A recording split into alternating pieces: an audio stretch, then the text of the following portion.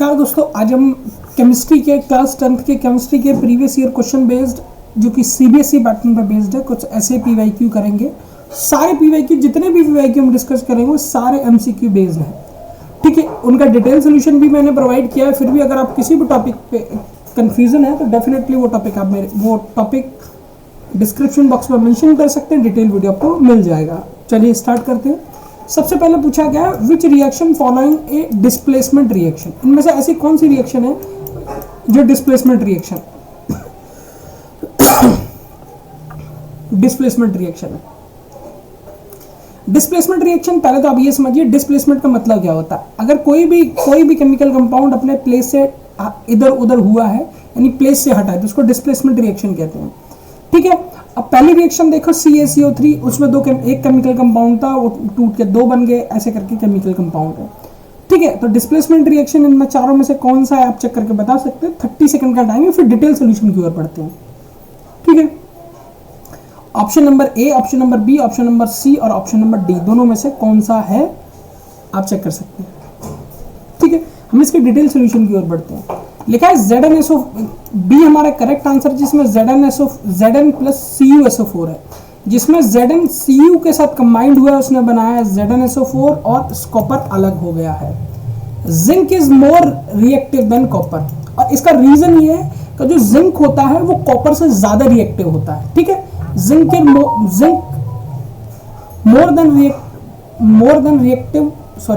More reactive than copper, इसीलिए zinc copper को displace करके जिंक कॉपर को डिस्प्लेस करता है और केमिकल कंपाउंड बनता है ZnSO4 plus Cu। So it is displace copper from sulphate solution. This is a displacement reaction, ठीक है। आई थिंक ये आपको समझ में आएगा, इसीलिए डिटेल सोल्यूशन मैंने इसके साथ प्रोवाइड किया। सेकेंड पूछा गया है the gas involve in zinc react with diluted HCl। कौन सी गैस इन्वॉल्व होती है जब जिंक डाइल्यूटेड HCl के साथ रिएक्शन करता है।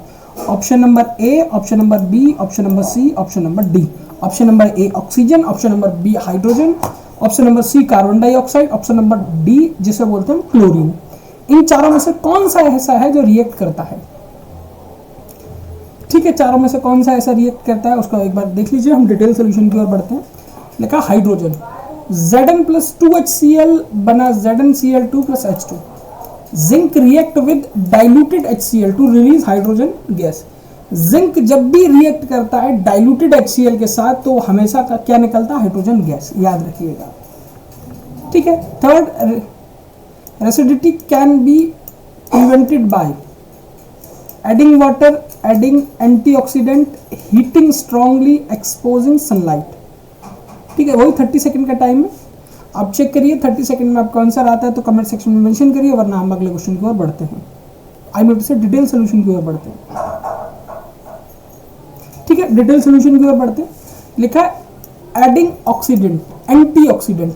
ऑक्सीडेंट और एंटीऑक्सीडेंट दो तरीके की ये नाम है, आपको काफी ज्यादा सुनने पड़ेंगे। ऑक्सीडेंट क्या होता है, एंटीऑक्सीडेंट क्या होता है, वो दोनों आप जरूर पढ़ के जाइए। फिलहाल हम अपने क्वेश्चन पे आते हैं। लिखा है rancidity is oxidation of fat and oils, antioxidant prevent oxidation thus preventing rancidity, ठीक है। तो ये एंटीऑक्सीडेंट और ऑक्सीडेंट आप जरूर पढ़िएगा, काफी ज्यादा इंपॉर्टेंट है, केमिस्ट्री के पर्सपेक्टिव से काफी ज्यादा इंपॉर्टेंट है। क्वेश्चन नंबर 4 जिसमें लिखा था pH value of neutral solution at 20 degree Celsius.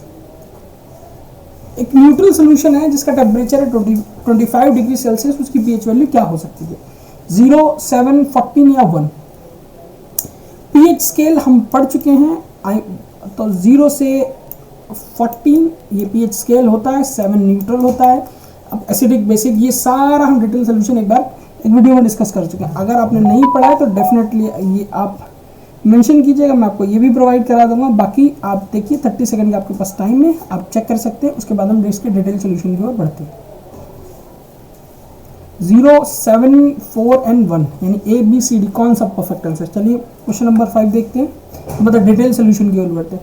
Eight 25 degree Celsius neutral solution have pH value 7 equal H+ ion and OH- ion concentration, ठीक है। कंसंट्रेशन या वर्ड याद रखिएगा। और न्यूट्रल सोल्यूशन की जब भी बात की जाए तो most of the time pH value 7 ही होती है, क्योंकि सोल्यूशन ही न्यूट्रल होता है। ठीक है, अब क्वेश्चन नंबर 5 की ओर बढ़ते हैं, जहां हमसे पूछा गया tooth density start when pH value of mouth is below 7.5, 6.5, 5.5 या 4.5। ठीक है, अब चेक करिए डिटेल सोल्यूशन।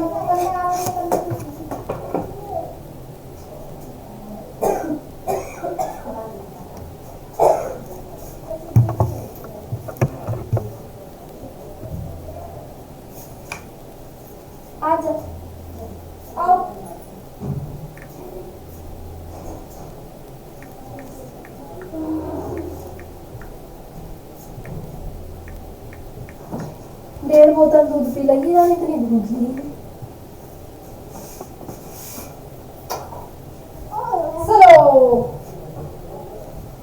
ठीक है, एक ये टेक्निकल टर्म है डेंसी, इसको हम एक बार पढ़ लेते हैं। इसका मतलब होता है धीरे धीरे चीज़ों को कमज़ोर हो जाना, धीरे धीरे दांतों का टूट जाना या धीरे धीरे दांतों का गिर जाना। ऐसा कब पॉसिबल होता है? जब माउथ की पीएच वैल्यू क्या हो, 7.5, 6.5, 5.5 या 4.5। ठीक है, तो हम बढ़ते हैं डिटेल सोल्यूशन की ओर। अगर पीएच वैल्यू फॉल करेगी 5.5 के आसपास तो टीथ काफ़ी ज़्यादा डिजॉल्व होना स्टार्ट हो जाएंगे। ठीक है, डिजॉल्व मतलब काफ़ी ज़्यादा घुल जाएंगे, गिरने लगेंगे, काफ़ी ज़्यादा वीकेस्ट हो जाएंगे। तो पीएच वैल्यू कितने पे? 5.5 पे। अब पूछा बेकिंग सोडा इज, सबसे simple question, baking soda Na2CO3, NaHCO3, NaCl। देखो NaCl तो नहीं होगा, सोडियम बाइकार्बोनेट होता तो नहीं होगा। ठीक है, ये नहीं होगा। अब बाकी इन दोनों में से चेक करके बताइए क्या हो सकता है बेकिंग सोडा। सोडियम हाइड्रोकार्बोनेट होता है, सोडियम बाइकार्बोनेट होता है। 30 सेकंड का टाइम, फिर डिटेल सोल्यूशन की ओर बढ़ते हैं। चलिए डिटेल सोल्यूशन की ओर बढ़ते हैं। लिखा है baking soda sodium hydrocarbonate NaHCO3। ठीक है, इस H को याद रखिएगा, NaHCO3 सोडियम हाइड्रोकार्बोनेट। ठीक है, 7 plaster of Paris is chemically क्या होता है? इसमें तो हाफ H2। अच्छा, प्लास्टर ऑफ पेरिस की बात की है। ठीक है, चेक करिए, ये तो नहीं हो सकता। बाकी 10 आपके पास ऑलमोस्ट, एक बार चेक करके बताइए। ठीक है, CaSO4.2H2O, CaSO4 half H2O, Na2CO3 10H2O, CaCO3। Detail solution की ओर बढ़ते हैं। लिखा है B, CaSO4 हाफ H2O याद रखिएगा, हाफ H2O याद रखिएगा, बाकी आप खुद समझ जाएंगे। POP यानी plaster of Paris half H2O। ठीक है, plaster of Paris calcium sulphate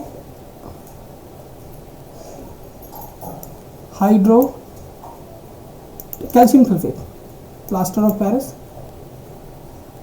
ठीक है, बढ़ते हैं next. Which metal is stored in kerosene? Copper, iron, sodium, silver. सबसे फेमस क्वेश्चन, सबसे ज्यादा कॉमन क्वेश्चन। ऐसा कौन सा मेटल है जिसको कैरोसिन में स्टोर किया जाता है? एक ऐसा मेटल है जिसका नाम है सोडियम, जिसको कैरोसिन में स्टोर किया जाता है। वरना सनलाइट के रिफ्लेक्शन में, सनलाइट के कनेक्शन में आने के साथ इसमें आग लगना स्टार्ट हो जाती है। तो ये कॉमन क्वेश्चन है, इसमें ज़्यादा हम डिटेल सोल्यूशन में नहीं जाते, आगे बढ़ते हैं। देखा, सोडियम रिएक्ट विद ब्ला ब्ला ब्ला, आगे बढ़ते हैं। The most reactive metal among following, इनमें से कौन सा ऐसा मोस्ट रिएक्टिव मेटल है? जिंक, FeMg या K? चलो हम डिटेल सोल्यूशन की ओर बढ़ते हैं। लिखा है फ्रॉम रिएक्टिविटी सीरीज, इस सीरीज को देख लीजिए, ये रिएक्टिव वाली सीरीज है।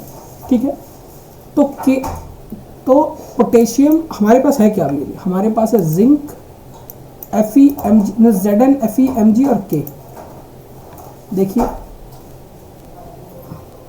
Zn, Fe और K सबसे ज़्यादा पावरफुल होता है के मोस्ट रिएक्टिव होता है। पर ये सीरीज आप याद रखिएगा, AU के बाद AG के बाद HG, CU, H, PV, Fe, Zn, Al, Mg, Cu, Na और K। ठीक है, ये याद रखिएगा। Ionic compound have low melting point, high melting point, no melting point, low boiling point. क्या होता है आयनिक कंपाउंड में? आप देखिए, आप चेक करिए और मुझे बताइए फिर।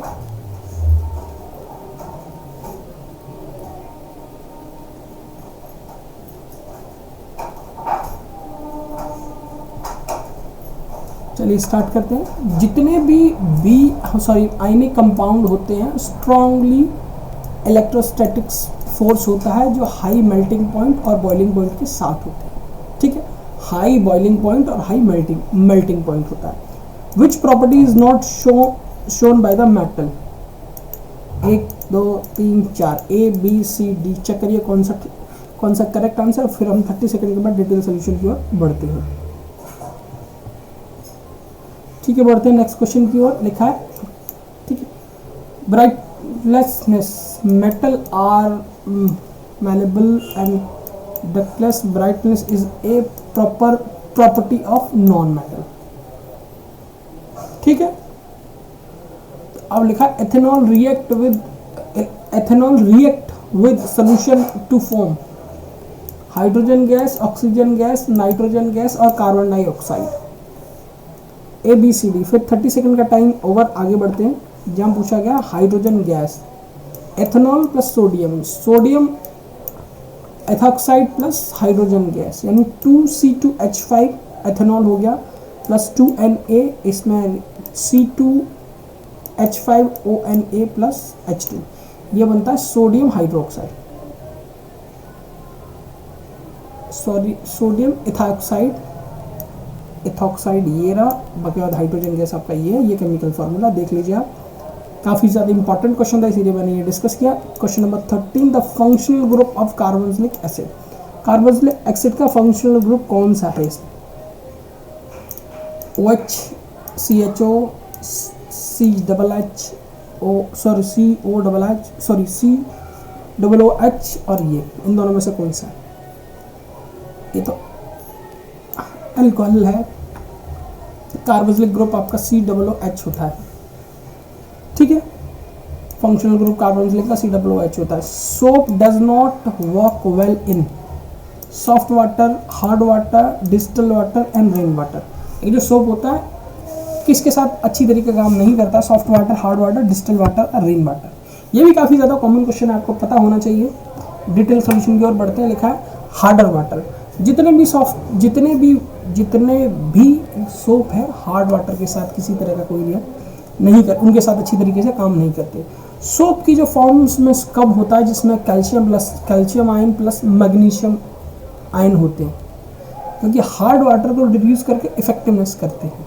ठीक है, तो आई थिंक ये समझ में आएगा। क्वेश्चन नंबर 15 में हमसे पूछा गया है, what is the homo series have? Same molecular formula, same functional group, same physical properties, same percentage composition. बढ़ते हैं डिटेल सोल्यूशन की ओर। लिखा है सेम फंक्शनल ग्रुप। ठीक है, same functional group, same general formulas, gradient in a physical property. CNG mainly किस में होता है? ब्यूटेन, प्रोपेन, मीथेन या इथेन। ठीक है, देख लीजिए, ब्यूटेन, प्रोपेन, मीथेन और इथेन। बढ़ते हैं डिटेल सोल्यूशन की ओर। Methane, CH is compressed natural gas is mainly contain methane CH4। IUPAC पढ़कर जाना। अगर प्रॉब्लम है तो पूछ लेना कमेंट सेक्शन में, कमेंट करके ऊपर पढ़ के ज़रूर जाना। इससे चीज़ें पूछी जाती हैं और काफ़ी ज़्यादा इंपॉर्टेंट भी है।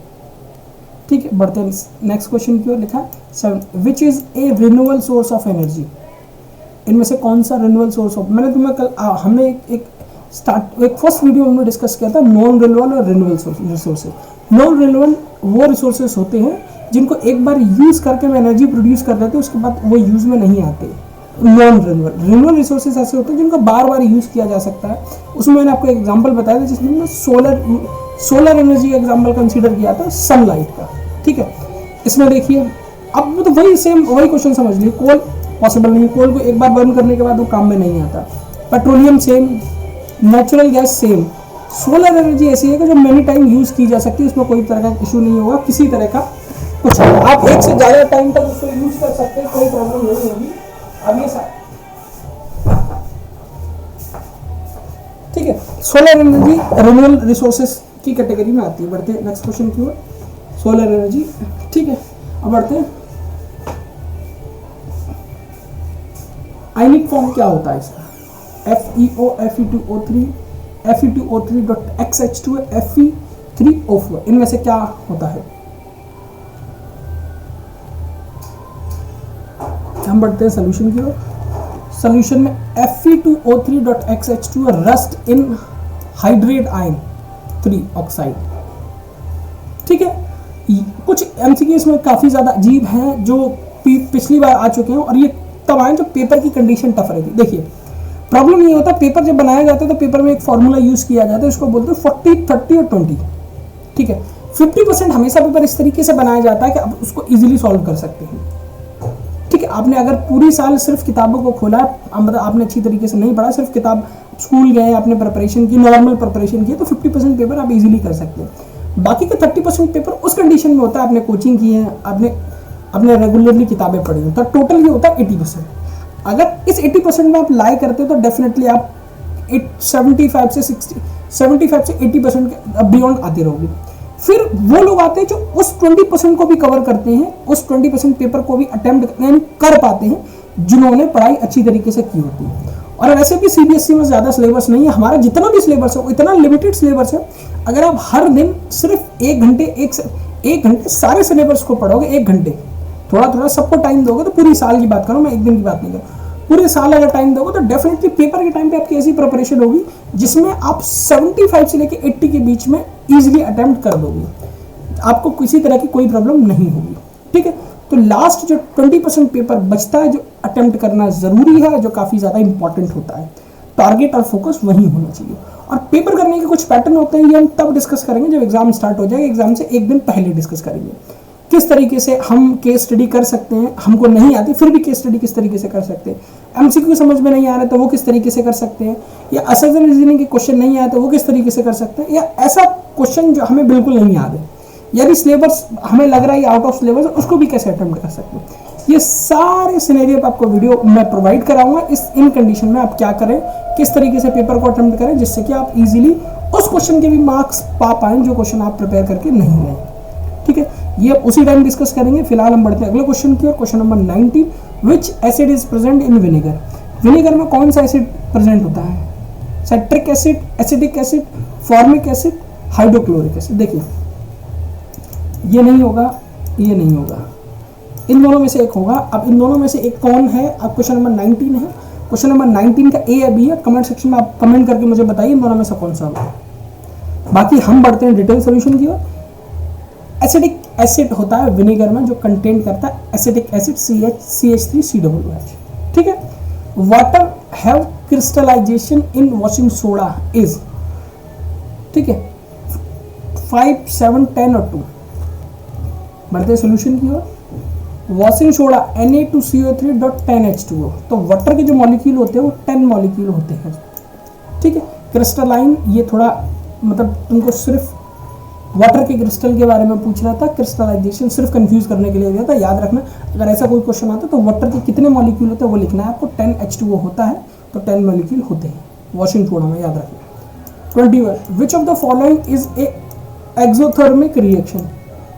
एक्सोथर्मिक रिएक्शन कौन सी होती है इसमें? Photosynthesis, respiration, decomposition of CaCO3, electrolysis of water. ठीक है, रेस्पिरेशन रिलीज हीट, ये एक्सोथर्मिक रिएक्शन होती है। दो तरह की रिएक्शन होती है, एक एक्सोथर्मिक, एक एंडोथर्मिक। जिस रिएक्शन में एनर्जी रिलीज होती है उसको बोलते हैं एक्सोथर्मिक, और जिस रिएक्शन में एनर्जी इन्वॉल्व होती है मतलब इन्वॉल्व होती है उसको बोलते हैं एंडोथर्मिक। यानी जब भी हम रेस्पिरेशन करते हैं तो हीट रिलीज होती है तो वो आती है एक्सोथर्मिक रिएक्शन। और फोटोसिंथेसिस में ऑक्सीजन इन्वॉल्व होती है तो उसको बोलते हैं एंडोथर्मिक रिएक्शन, मतलब ऑक्सीजन चाहिए होती है तो, ठीक है, सॉरी आई मीन टू से हीट चाहिए होती है और हीट यूज होती है। तो ये एक्सोथर्मिक और एंडोथर्मिक का सिनेरियो है। ठीक है, question number 22, valency of carbon. Valency तो ये रट के जाइए, एक क्वेश्चन आपको जरूर मिलेगा। बैलेंसी अक्सर कर पूछ ली जाती है, सबसे सिंपल क्वेश्चन होता है, सबसे इजी क्वेश्चन होता है, बैलेंसी जरूर पूछी जाती है। और सबसे सिंपल बैलेंसी कार्बन की, उसको याद रखिएगा। कार्बन की बैलेंसी क्या है? 2, 3, 4। इसको मैं बताने वाले नहीं, इजी क्वेश्चन आप खुद कर लीजिए। बढ़ते नेक्स्ट क्वेश्चन की ओर। चलो ऊपर है वो देख लो, कार्बन बैलेंसी लिखा है, an element which forms acidic oxide is likely to be metal, non metal, metalloid and noble gas. An element which form acidic oxide is likely to be metal, non metal, metalloid and noble gas. ठीक है, non metal from acidic acid oxide CO2 और SO2। ठीक है, ethane belong to which series, alkene, alkane, alkyne या alkene. याद रखिए alkene, alkane, alkyne जरूर याद रखिएगा। यार आपने वीडियो देखा होगा, क्या नाम था, अब कूद के सीखो एल्कीन, एल्केन, एल्काइन, एक सर कूद के पढ़ाते हो, काफ़ी ज़्यादा इंटरेस्टिंग है। उसकी एक रील देख लीजिएगा, आपको याद हो जाएगा, यहाँ मुझे बताने की ज़रूरत नहीं है। उनकी रील अगर आपको नहीं मिल रही है तो बिहार के कोई सर है, अब कूद के सीखो एल्कीन, एल्केन, एल्काइन, वो पढ़ाते हैं, तो वहाँ देख लीजिएगा। वो रील काफ़ी ज़्यादा आपको हेल्प करेगी एग्जाम के टाइम में याद करने में। ठीक है, हंसते हंसते सारी चीज़ें याद हो जाएंगी। और फिर आगे आंसर देखते हैं और आगे बढ़ते हैं। ठीक है, एल्कीन सीरीज का है जिसमें C2H2 जिस फॉर्मूला होता है CnH2n। ठीक है, ये एल्कीन सीरीज का फॉर्मूला होता है। एक होता है CnH2n+2, एक होता है यही -2, तो ये तीनों सीरीज होती है, वो देख लीजिए। पर ठीक है, पर यहाँ एल्कीन सीरीज ये जो है आपका इथेन, वो इथेन एल्केन सीरीज का है फॉर्मूला ये रहा। बाकी तीनों के फॉर्मूले मैंने लिख दिए, वैसे भी I think and I hope आपके पास लिखे होंगे, आपने याद भी किए होंगे। ठीक है, question number 25, which of the following is a structured hydrocarbon. कौन है इसमें से, C2H4, C3H6, C2H2 अर्थ। ठीक है, structured hydrocarbon have a single bond, ये सिंगल बॉन्ड है। ये कैसे सिंगल बॉन्ड होगा, एक आई थिंक दिस। ठीक है, अब H कितने, 6, 1 2 3, एक कार्बन के पास, इसकी बैलेंसी H इसके साथ होगा 4, इसके साथ 4 ही होगी। अब इधर H और H, और यही सिंगल बॉन्ड हाइड्रोकार्बन की बात कर रहे हो। ठीक है, C कितने हैं, 1 और 2, इस सबके पास 4 बैलेंसी कंप्लीट है, इस C के पास 4 बैलेंसी कंप्लीट है। हाइड्रोजन कितने हैं, 1 2 3 4 5 6, टोटल C2H6 हो गया। अब बढ़ते हैं क्वेश्चन नंबर 26 की ओर। Anode is the electrode where, anode एक इलेक्ट्रोड है, वेयर क्या होता है, reduction of occur, oxidation occur, neutralization occur, no reaction occur. ठीक है, बस पढ़ते हैं कुछ आंसर की ओर। लिखा है ऑक्सीडेशन अकर, एनोड साइड ऑक्सीडेशन होता है, कैथोड साइड रिडक्शन होता है। याद रखिए, एनोड साइड ऑक्सीडेशन और cathode side reduction, anode side oxidation और कैथोड साइड रिडक्शन, याद रखिए, काफी ज्यादा इंपॉर्टेंट। लिखा इज ओनली। ठीक है, क्या होगा, CuZn, CuSn, CuFe। अच्छा, Sn के साथ साथ आप मुझे ये बताइए Sn का केमिकल नेम क्या है, नीचे बताइए डिस्क्रिप्शन में, ये मैं बताने वाला नहीं, आप कमेंट सेक्शन में जरूर बताइए Sn का केमिकल नेम क्या है। FeCnAl, या आप ये समझिए Sn किसका सिंबल है। ठीक है, क्वेश्चन की ओर बढ़ते हैं। लिखा है Zn plus Cu plus Zn। Sorry, answer मैंने ही बता दिया, 10 का है, बट देख लीजिए, याद कर लीजिए। Sn आई थिंक मुझे पक्का पता, आपको याद नहीं होगा। ठीक है, कवर हो गया। 28, which gas turn like lime water milky, कौन सी है, हाइड्रोजन गैस दिखती नहीं है, सॉरी ऑक्सीजन गैस दिखती नहीं है, हाइड्रोजन, हाँ CO2 NO2। ठीक है, CO2 ऐसी गैस होती है, CO plus CO2 plus CaOH का होल्ड ट्वाइस, ये बनती है CaCO3 जो मिल्की होता है plus H2, hence lime water turn milky. ठीक है, the chemical formula of bleaching powder क्या है, देख लीजिए। केमिकल फार्मूले तो याद रखिएगा, उनको मतलब आप रट मारिए, केमिकल फार्मूले जो आपके इंपॉर्टेंट है, काफ़ी ज़्यादा इंपॉर्टेंट है, सारे केमिकल फार्मूले रट मारिए। इस तरीके से रटिए कि जब आप पेपर देखो ना तो आपको पता ही नहीं चले कि क्या कर रहे हैं। केमिकल फार्मूला देख के आँख बंद करके टिक मारो, ये केमिकल फार्मूला लिखिए। केमिकल फार्मूले एल्कीन, एल्केन, एल्काइन हुए, थोड़े कार्बोनिलिक ग्रुप, ठीक है, इसका अल्कोहल ग्रुप, ऐसी चीज़ें तो थोड़ा खत्म करिए, रट मार के खत्म करिए, पेपर आने वाला है। ऐसा पेपर करिए 20 प्रैक्टिकल्स के जो आपको मिल ही गए होंगे आपके स्कूल से। अगर आप जिस स्कूल से मिले उस स्कूल से तो अच्छी बात है, किसी और स्कूल से मिले तो डेफिनेटली उसने आपको दिए होंगे। उसके साथ बचा कितना, आप 80%, 80 नंबर में कम से कम 75 का कर मारिए, तो 80 प्लस 20 प्लस 75, टोटल 85 नंबर हो गए, सॉरी 95 टॉप किया आपने एक बड़े लेवल से। ठीक है, ऐसे ही रखिए अपने पेपर का अप्रोच, और मेंटल अप्रोच तो इससे भी ऊपर का रखिए। ठीक है, अगला क्वेश्चन है electron don't structure of the methane show, single bond, double bond, triple bond, क्या होता है इसका भी आंसर देख के आगे बढ़ते हैं, वीडियो खत्म होगा। सिंगल बॉन्ड, CH4 मीथेन होता है, सिंगल बॉन्ड होता है उसके साथ, ठीक है। Single bond, double bond, triple bond वो आप देख लीजिए क्या होते हैं, आपको जरूर पढ़ाया गया होगा, नहीं पढ़ाया गया तो single bond, double bond, triple bond क्या होते हैं, या एल्कीन, एल्केन, एल्काइन क्या होते हैं, कमेंट बॉक्स में कमेंट कीजिएगा, मेरी तरफ से बता दिया जाएगा।